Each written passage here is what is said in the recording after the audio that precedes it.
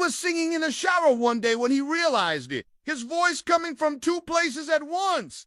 It wasn't an echo. No one else was in the bathroom with him. He stepped out of the shower, towel drying himself, and the voice followed him. It was then that he knew something was terribly wrong. It was about 11 a.m. on a Saturday when Thomas had the weirdest thing happen to him. He had just gotten done washing his hair and face when he turned the water off. That's when he heard his own voice in the shower stall next to him. He stopped and froze, listening intently. The voice started again, and this time he could make out the words, "I love her so much." Then the voice stopped as abruptly as it started. Thomas stood there for a moment, thinking he'd imagined the whole thing. But then he heard the voice again. This time, it was singing the chorus of one of his favorite songs.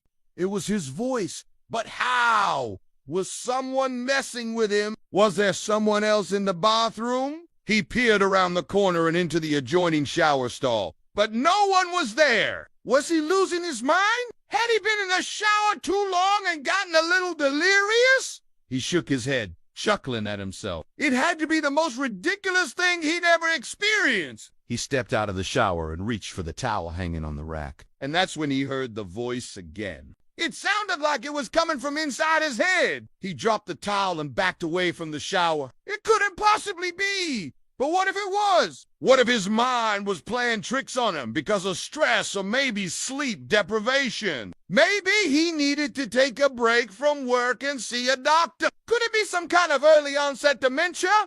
How old was he again? He was only 34. Surely it wasn't dementia. But what else could it be? He decided to get out of the bathroom and go to his bedroom to lie down for a bit before heading to his office. As he walked out of the bathroom, he could still hear the voice. It was following him. He stopped in his tracks and turned around. The voice was coming from everywhere and nowhere at the same time. He went back to the shower and looked in the adjoining stall again. There was no one there. He could hear the voice now clearly and distinctly. It was humming the tune he'd been whistling earlier in the week.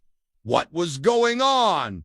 Why couldn't he see anyone? Where was the voice coming from? Was he having a stroke? Should he call 911? The thoughts raced through his head like a runaway train. Suddenly, another thought struck him. His wife, Anna, was in the hospital giving birth to their baby girl. Their son, Thomas Jr., or Tommy, as they called him, was staying with his grandmother for the week. So it was just him in the house. There was no one else who could have possibly been in the shower. He pulled out his cell phone and dialed Anna's number.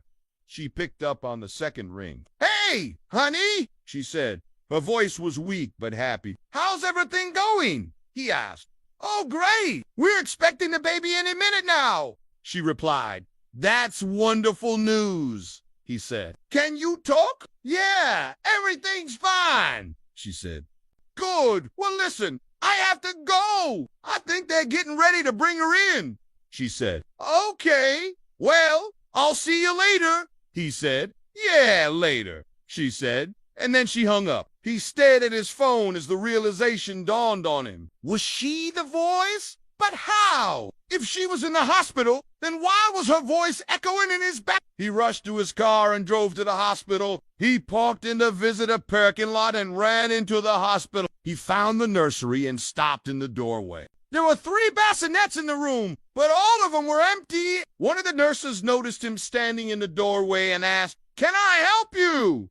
"Where's my baby?" he asked. The nurse checked the computer in front of her. "You mean your daughter?" "Yeah," he said. "She hasn't been born yet. Your wife is in labor right now," the nurse said. "Oh, okay, sorry to bother you," he said. He left the nursery and headed back to his car. He sat in the driver rest seat for a few moments, trying to figure out where the voice was coming from. It was faint now, but he could still hear it. He got out of his car and went to the trunk. He opened it and saw his guitar case. He pulled it out and opened it. He took the guitar out and brought it with him as he went back to the hospital. The nurse at the front desk stopped him again. "Can I help you?" "Yes." "Ah, where's the chapel?" "Down the hall and to the right. 3rd door on the right," she said. "Thanks," he said. He walked down the hall and found the chapel. He pushed open the door and stepped inside. He didn't see anyone, but as he looked around, he noticed a guitar on a stand in the corner. He walked over to it and picked it up. He strummed a chord, and the sound echoed in the vast emptiness of the chapel. That's when he heard her voice again.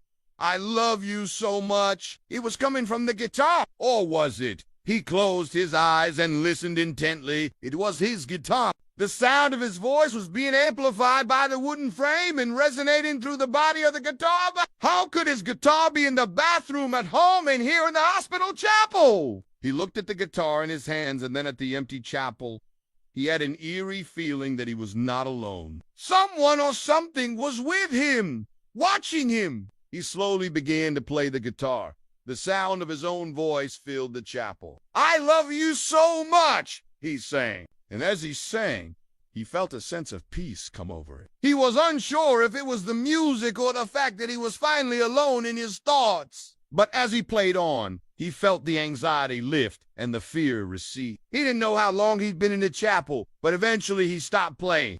He set the guitar down on the stand and walked out of the chapel. He drove home slowly, lost in thought. When he got home, he went straight to the bathroom to check the shower again. It was empty. He could still hear the voice faintly, but now it was his own voice.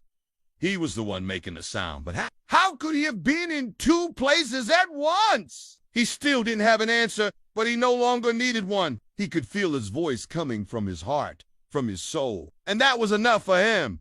He went to his bedroom and lay down on the bed. He closed his eyes and drifted off to sleep. He dreamed of his wife and children. He dreamed of love and happiness. And in his dream, he heard the voice again. "I love you so much." And he just knew that everything would be all right. When he woke up the next morning, the sun was shining in through the window. He could hear birds chirping outside, and he could feel the love of his family surrounding him. He got out of bed and went to the bathroom to check the shower again. It was empty. He could still hear the voice faintly, but now it was his own voice. He was the one making a sound. But how? How could he have been in two places at once? He still didn't have an answer, but he no longer needed one. He could feel his voice coming from his heart, from his soul, and that was enough for him. He went to his bedroom and lay down on the bed.